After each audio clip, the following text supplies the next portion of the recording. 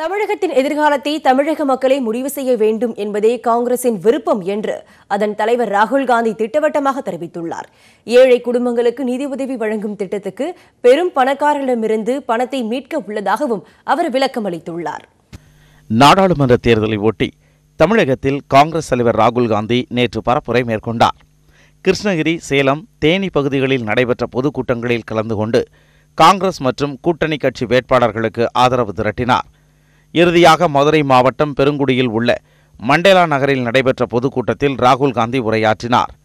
அப்போது அவர் தமிழின் கலாச்சாரம் மற்றும் ஆயிரக்கணக்கான ஆண்டுகள் தொன்மை குறித்து பிரதமர் நரேந்திர மோடிக்கு தெரியாது என்று விமர்சித்தார். முதலமைச்சரை கட்டுப்படுத்தினால் தமிழக மக்களையும் கட்டுப்படுத்தி விடலாம் என்று மோடி விரும்புகிறார் என்று அவர் கூறினார்.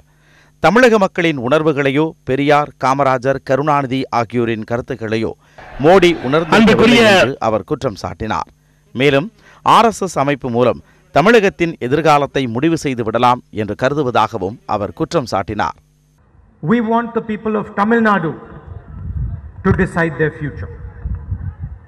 They want an organization from Nagpur to decide the future of the Tamil people.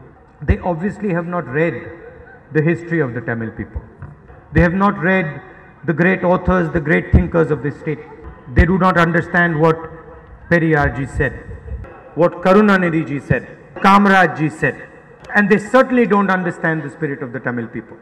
5 ஆண்டுகளாக மக்களுக்கு மோடி அநீதி இழைத்துள்ளதாகவும் ஏழை மக்களுக்கு ஆண்டுக்கு 72,000 ரூபாய் வழங்கும் திட்டம் நிச்சயம் செயல்படுத்தப்படும் என்றும் அவர் கூறினார். இதற்காக நடுத்தர மக்களுக்கு கூடுதல் வரி விதிக்கப்படாது என்றும் பெரும் தொழிலதிபர்களிடமிருந்து பணத்தை மீட்டு பயன்படுத்துவோம் என்றும் ராகுல் Gandhi விளக்கமளித்தார். Mr. Narendra Modi has said that the money for the Nyay scheme will come from the middle class. And I want to make it absolutely crystal clear to every single person in the middle class. The money is not going to come from you. Mr. Narendra Modi has been giving thousands and thousands of crores of rupees to his favored few. Anil Ambani, Mehul Choksi, Nirav Modi, Lalit Modi, Vijay Mallya. That is where the money is going to come from.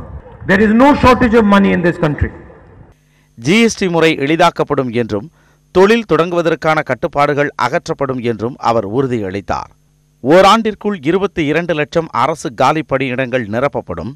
Panchayat அளவில் 10 லட்சம் வேலைவாய்ப்புகள் ஏற்படுத்தப்படும் என்றும் காங்கிரஸ் தலைவர் ராகுல் காந்தி உறுதியளித்தார்.